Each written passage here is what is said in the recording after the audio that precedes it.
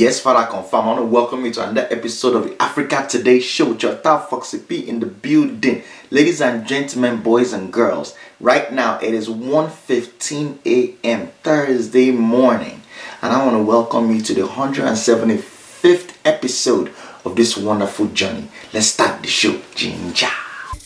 Yes, Father, confirm. It's your boy Foxy P in the building. I like your boy. The chopper of them and the fryer of plantain. 1995, 1999 Gidigbo champion. First Igbo governor of Lagos State. But say yes, can I say yes, we fit. Yes, Father, confirm. So, first of all, let me just say this. I'm not wearing my glasses. The main reason I'm not wearing my glasses is because when you have to adjust to the fact that you and somebody are not living in the same house. When they clean the house like this, some things they miss. Whereas me, I'm the kind of person that I keep something somewhere. If I can't go somewhere, come back, I expect the thing to still be there. So when I look, I don't come see and knowing fully well it's middle of the night, for peace and quiet, you won't even make any argument confirm. So when I no vex, let nobody leave any comment, say Foxy P, I prefer this video with your glasses. There's no glasses today. Man, I leave them for Jesus. Confirm. Jumping into the things that are happening, ladies and gentlemen, we're getting the news all the way here in Abek, USA, that none other than 21 Savage, the rapper, the guy that does be out there just making all the rap music. I shoot you in your eye, you shoot me in my nose, I kill your mother, you kill my sister, everybody die, they go to heaven. That same guy out of nowhere. Now, for me, I know this guy is an Atlanta rapper. Confirm. He's one that put number in the middle of his head. He put cross like this, making it seem like he's the only one that was anointed. He wants to do like Elisha. He just wants to just disappear and just go heaven. Confirm. Not knowing that now, none of that is going to happen to you. Out of nowhere, I'm just hearing that immigration went and do what? Boop, they carried the guy, and I was all like, the boy is from Atlanta now. How is immigration going to carry him? Come out that the boy is from London. I'm like, what do you mean he's from London? They say he's a UK citizen. And I now said, I was just wondering to myself, how can this boy be a UK citizen?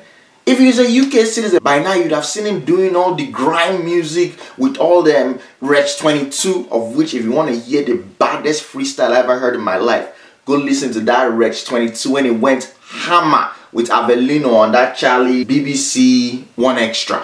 That guy was flowing on a different level. But I'm like, yo, if 21 Savage is English or British, by now you'd have done something. If not with Wretch 22, you'd have seen something with Stormzy, you'd have seen something with all these other guys. And I'm like, it doesn't make any sense. And so I'm like, no, this thing is a mistaken identity. Because this guy's never come out. Because, you know, America, they love Britico. They love Britico die. It's one of those things I surprise people all the time. When you look deep into your favorite American actor, you now start finding out that these people are British. What am I talking about? This thing not start to deal. I'm talking about from back in the day. As soon as the Beatles just enter, whoa, they fell in love with those guys. Even until today, Idris Elba, I remember when I used to watch The Wire. And I remember his character was Stringer Bell. And I love that guy. And then all of a sudden, I now hear that he's an in-it boy eating fish and chips. I'm like, oh, what are you people talking about? And it's across the board. If they're not British, they are Australian. That's how I found out that this guy in Gladiator, Russell Crowe. Russell Crowe is Australian, but I'm like, this boy deceived me. With all those he's fighting. If you kill my wife, I kill your people. I'm like, God damn. So, the idea that somebody is British and you came to America, but you're not putting out there that you're British, I thought it was weird. Then immigration now come and carry him. Talking about that he came to America at the age of 12 in 2005 with his mama. And since then, the visa expired. And they didn't renew. And then recently, just like what, 2015, 2016, went to go and apply for new permanent residency. And I'm like, chairman, but this guy is not someone that's hiding now. He's moving around. He's doing things. Are you going to tell me that all through the time I was doing all the things, this guy is someone that has gone to jail 2014, doing that and you put not check to see whether he has paper? And that's a hole that you have in this country's immigration system. Now, I'm not talking about 21 Savage because that one just happened. I'm talking about something that me myself have seen personally. There's been a lot of times where we have accents. When they look at us, they say, where are you from? You be like, I'm from Baltimore. No, where are you from? I'm like, I'm from Nigeria. Okay, yeah, I was just wondering. I beg HR, please go and check him again. But you'd be like, no, I'm a US citizen. No. It's like, you just need a copy of your passport, we need copy of your social security, we need blood test from your mother, and we need that person that was there when you did your swearing in ceremony. We want you to bring that original picture that you snapped with them that day and bring your original passport to the office. So this is something that I saw the first job I got right out of college. Nice company like this. This was before E-Verify. E-Verify is a system that America uses now to verify that you are eligible for employment. So if you're trying to apply for a job, basically you put in your social security, it brings up your picture, so that way they can verify whether this person will get the social security card is actually the person that's here in front of me, confirm that I want to work this work, confirm. So you can't use somebody else's paper to work. That's what they're supposed to be doing. Anyways, this was before then. So I remember clearly, we just had a brand new HR director, and that director just came in and said, look, we've heard that people are working illegally in this company. At first, all the African children out there were shaking. The Indian people said they are shaking. Everybody's like, God damn, these people are going to come and catch me. Just now, they're supposed to help me and fight for green card. All of a sudden now, they want to come and be checking for immigration. They said every single person, if you are not American, go and bring your paperwork. Ladies and gentlemen, we were almost 12 African children in that company. By the second week, 12 were still complete. I said, we're done. Indian people, maybe they're like 30 in our IT department. By the next week, they're like 25. I said, if I don't find their way. But you know what surprised me? All those European people, Oyibo people, all the English, Irish, German, Italian, these people, miss. And I'm like, God dang. I don't understand. What happened to Stu over in accounting? Oh yeah, he didn't have his papers. I said, but I don't understand. But he has been working here for 6 years. That's how I'm not finding out that these HR people, once they meet somebody and they say, oh, you're British. Oh, yeah, I mean, I have some English in my mother's side. And you know, we're Irish on my father's side. We even have some redhead in there. Then the guy will just be there, in it. And then he'll just show driver's license. Boom, they'll give him the job. Whereas we as African or Indian or Kenyan, anybody that look different or sound different, all of a sudden you have to explain yourself and explain yourself and explain yourself. You give them the original. I've seen where they give somebody, they take their social security card and they are rubbing their finger on top, thinking that it's going to be a luole, like it's going to be fake. Like, are you sure? Are you sure? I say, auntie, don't tear it. What are you talking about? But these people here, you know, this person has come in front of you and told you that he's from Italy. But just because you are used to seeing Italian American people, you just assume that, oh, he's from Italy. Oh, that's really cool. So let me ask you now, do you make your own pasta sauce, or do you buy your pasta from the store? You're like, oh, I will never do that. No. I always get my own pasta sauce. I make it in the house with my grandmother recipe. Everybody will fall in love with that guy. The same thing with the British, the same thing with all the European people. But we were the one that persecuted us. So I was like, yeah, finally, immigration, you're getting it right. And I know it may not be a popular opinion right now, but look, let me say this right now. The fact is this, there's never been a day that they were trying to deport any single Nigerian I know, any Kenyan I know, any Ghanaian, any Ethiopian in this whole America, that any of our celebrities stand up and say, please, don't deport. All of a sudden now, 21 Savage, someone that's carrying a gun around and shooting people in their yash, all of a sudden now is the one that they want to deport. Everybody's not like, we stand up for 21 Savage. Abek, when I leave that story for tortoise, Jay-Z come out and say, we're going to collect a lawyer for him. The guy is worth almost $8 million. He doesn't have one single lawyer. What are people talking about? Look, Achebe, there's law in this country.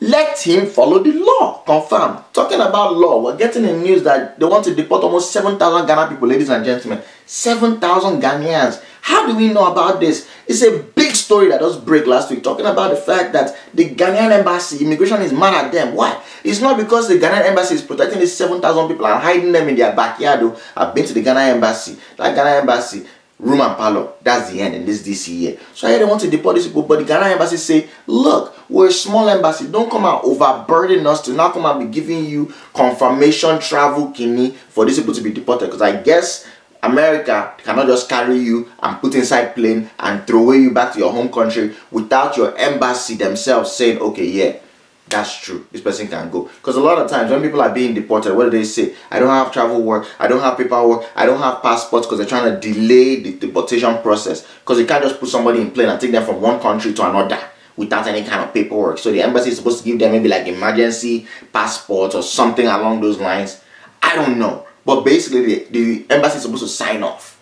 And Ghana embassy went gangster with it. You know how it is when you're eating that Ghana jollof. And when that thing can choke you in your throat and block your brain and just give you that ginger. That's why Ghana people, they fight to the end. Confirm. If you go and if you want to ask about the best ever boxers from Africa, Go and check Ghana. Ghana, they've been on a different level since day one, confirmed. They're strong. As in, they call them one bone. I don't know whether I've heard when people have one bone, confirmed. They don't do shakara like Nigeria. No Nigeria can shakara somebody to the warrior. I will enjoy you. I will bust for her. If I choke you this bus like your mom still go shout for village. Ghana people just look like, my friend, don't play with me. If you want to walk away, walk away. That's all they will give you. Boom, and that's it. Before you know it, I blow. Now I'm gonna meet you for a job.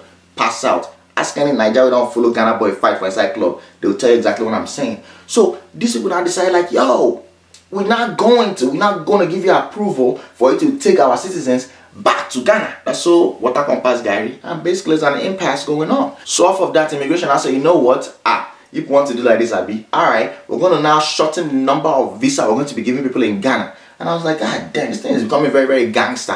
That's the thing about America. America like to meet gangster with gangster, confirm. So they now say they're going to remove some kind of visas they're already given. The visas that they're giving to domestic servant that's coming with embassy official. And I was like, dang. So you mean that Ghana ambassador, they have house gay? Now wow. And all these Ghana people walking around, they're not their shit. I said, damn. This thing don't make no sense. So they're about to cut down on that. The next thing they might cut down on will be F1 students. And my whole thing is this. I don't care what you want to cut down on. When I leave those Ghana girls, when they come true. Because as my thought chief will be talk, Ghana girls don't get big in. Ghana girls don't get big in. I buy Benz and I pay in cash. Moving along, I don't know where people are following this story coming from Nigeria. So you know we have APC, PDP, ACPN, Allied Congress Party of Nigeria.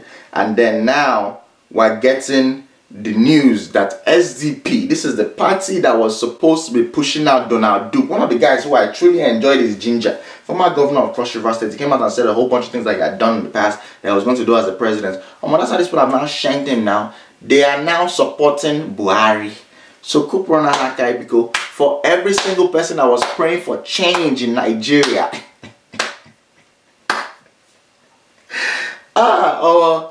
these people will not kill somebody confirmed. We won't die before our time. Can you imagine?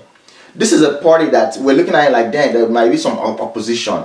Because to me, I look at Buhari and Atiku that they're just cancel. There's no difference between both of them. Then all of a sudden, out of nowhere, I'm getting the news that, yo, we have all this other party. And I'm looking at the Feladuro Toyes and all these other smaller people. And I'm like, maybe not. Even this Sahara Reporters guy too. I'm like, you know what? Maybe not. I'm not sure that they're going to be able to reach that level, you know. And then, you know, Obi came out with her own party. And then Donald Duke came out with his own party. And now I'm hearing that those two parties that were the front runner, if you're talking about the French contender, have now pitched their tent under APC. God dang it. Money good though. Money good, confirm. I'm talking about Atiku. Ladies and gentlemen, I don't know whether you saw this video. Atiku was chilling with this woman as a priestess. Apparently, you go to her and you get prayer. I heard that Osibajo had gone to her when they were running their last election. And now, Atiku self went to her for her own prayer and everything else. And I'm like, could it be that this woman has become the reincarnation of that Reverend Father? You know the Reverend Father I'm talking about now, Father Mbaka. All of a sudden now, this priestess has now turned into the new one. Man, I watch that video. Man, I follow me laugh. You know me, I'm not a politician. I said, Baba Atiku, for the first time today I met him, I've never seen any humility like that. I don't know what you are arrogant about. Here is a presidential candidate still coming that he cannot do it by his power. It's only by the power of the creator of the whole universe. He came as the dream went. He said, okay, the prayer is the same God. He is not segregating about anything. He came, he had just finished his prayers. Let me tell you, humility will always come before honor. Thank you. The most amazing thing about that video is just looking at Atiku. Ladies and gentlemen, I personally have never been kidnapped before, but I've seen them on TV. If that is not the way a kidnappee be acting, beside the kidnapper, says the guy, the woman is talking and saying, I've never seen humility like this. You said, yeah, I'm a humble nigga. Yeah. The guy just did like this. And I'm not looking like, damn. Blessed don't play us jaggle. Atiku self is living dead.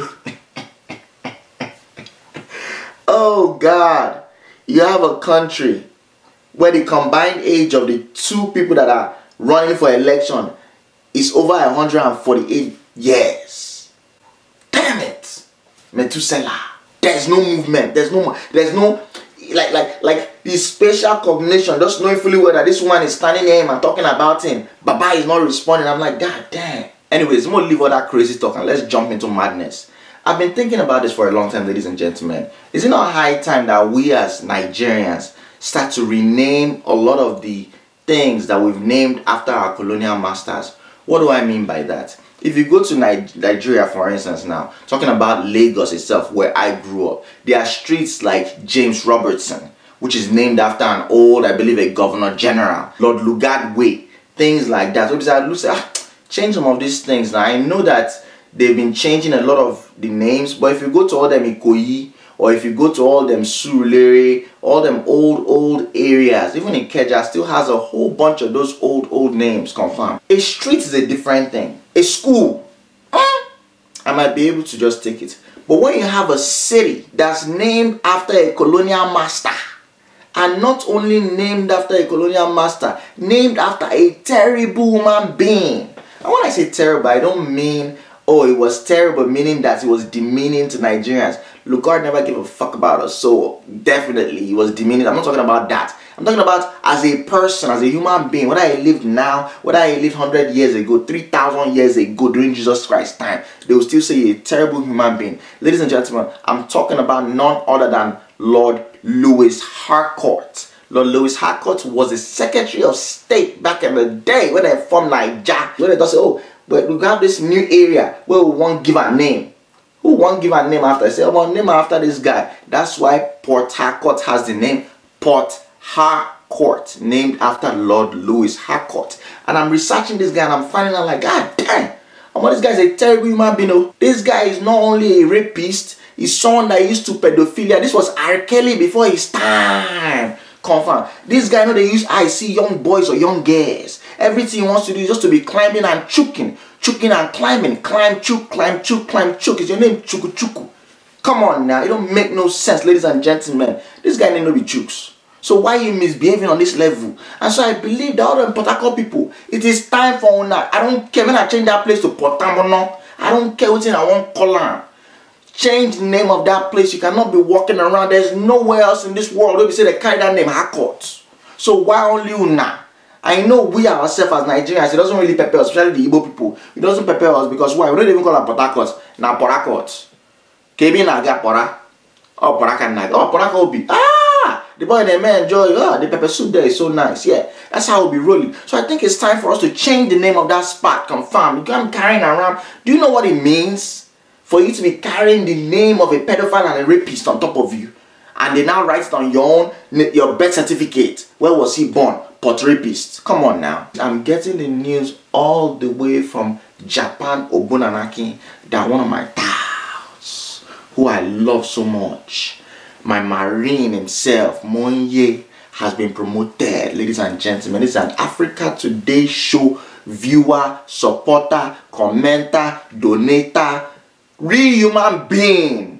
Confirm, a Tautish Marine. He has been promoted from what? He has been promoted from second lieutenant to first lieutenant. So Achebe.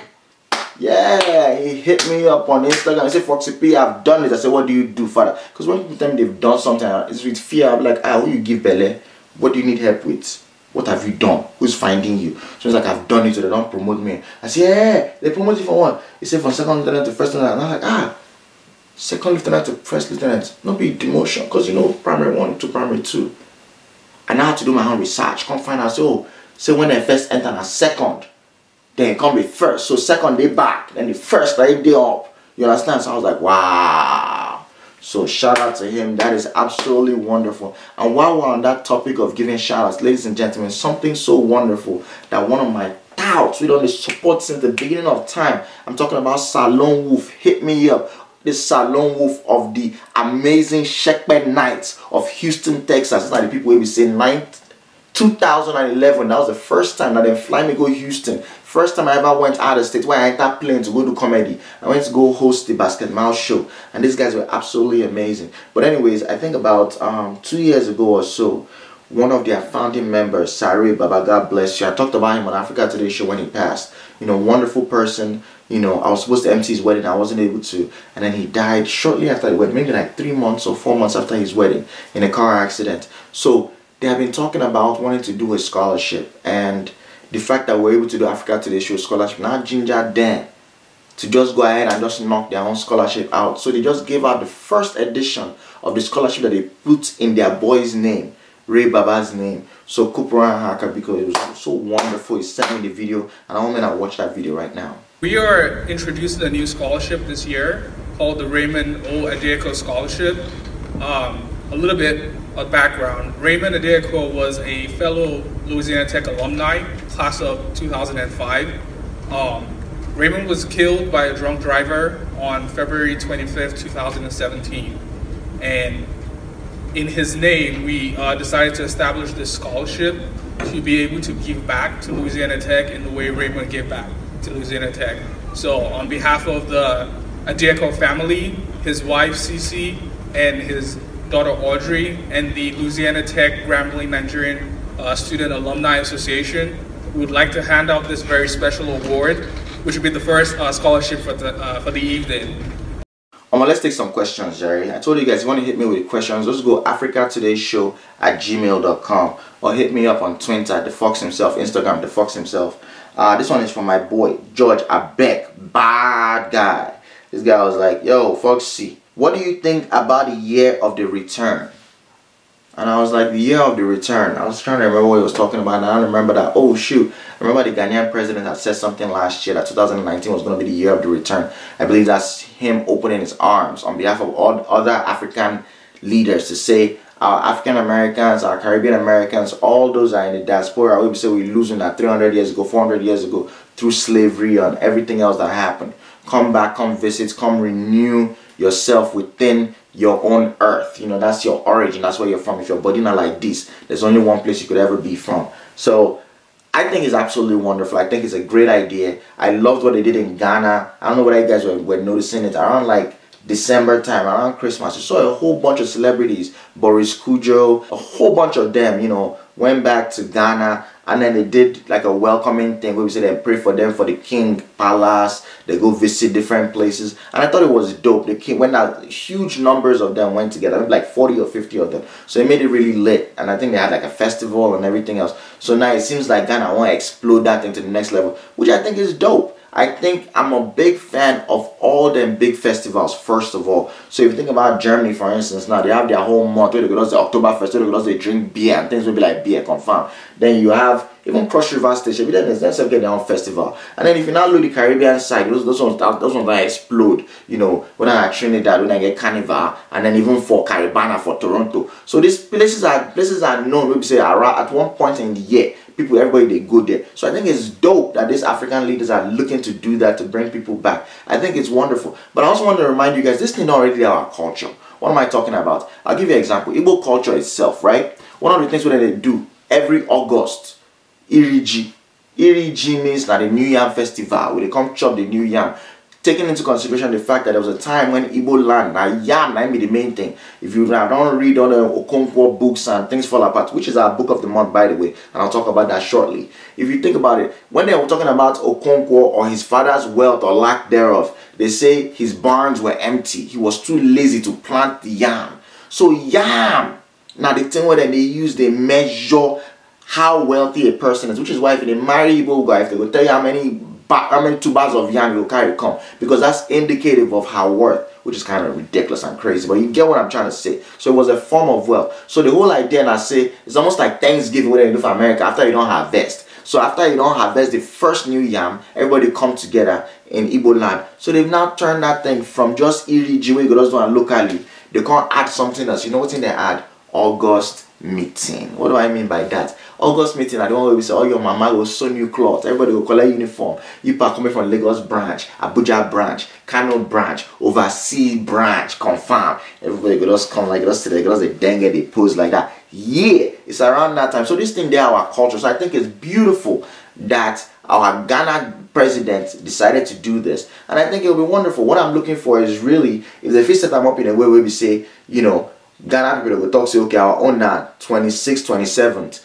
Liberia go talk say 28th 29th. Nigeria go talk say 30th 31st. Something like that. We say these people could just hit all the different countries, and each country will have something different to offer around that time. Not forgetting all of us just did for that coast of the Atlantic Ocean. If you really want to do that, and that's a powerful road trip. If you do it on convoy style, it's definitely very possible, you know, and people would enjoy it. Should be for America and they go Burning Man, where they could just go sit inside desert for a whole week.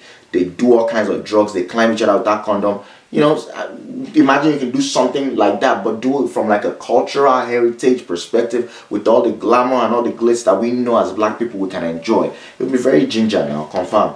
Yes, our book of the month, when I don't win. Things Fall Apart, Chinua Achebe, confirm.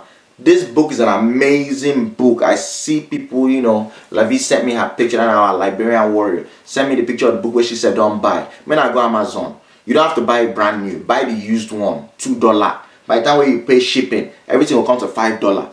For $5 for you to have this thing in your house is a wonderful thing, confirm. I don't care if you're able to read all of it this month. I don't care if you're going to be able to read a piece of it. In fact, you know what? I would rather even advise you if you're not a reading type, because I see a lot of people, you know, telling me that Foxy P, I'm not the reading type. Oh, look, get the audiobook.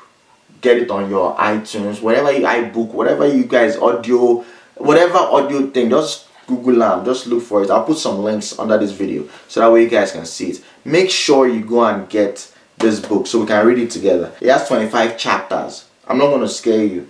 What I would say is this: those chapters, they run through so quick. As I prepare to even shoot this video, I don't already read like 3 pages from the first page, because basically this is the whole first page. I'll just show now. Okonkwo was well known throughout the 9 villages and beyond. His fame rested on solid personal achievement. As a young man of 18, he had brought honor to his village by throwing Amalinze the cat. Amalinze was a great wrestler who for 7 years was unbeaten from Umofia to Mbano. He was called the cat because his back would never touch the earth. Than half of the page. You understand what I'm saying? So it's a really quick read, and we have the Facebook page, facebook.com/AfricaTodayShow. That's where we're going to be having all the discussions about the book. I've already opened the thread, so I want you guys to just go there. When I just see that thread there, say this is the book of the month, Things Fall Apart. When I just leave comment there, say yes, Father, confirm. And then we'll just say ginger. If I see enough for there, I'll add it to my own personal Facebook page. So we'll just say relate. What we're doing is forming a family here, and it's already been going. Person just hit me, man. One of my big brothers in the comedy game, Namoski, comedian out of New York, Igbo guy. He was not like, yo, Foxy, you know, when I put up, I said I'm about to do the 175th episode. He was like, what the hell? 175th episode? That man like Netflix show it on day on for like 8 seasons. I was like, God damn.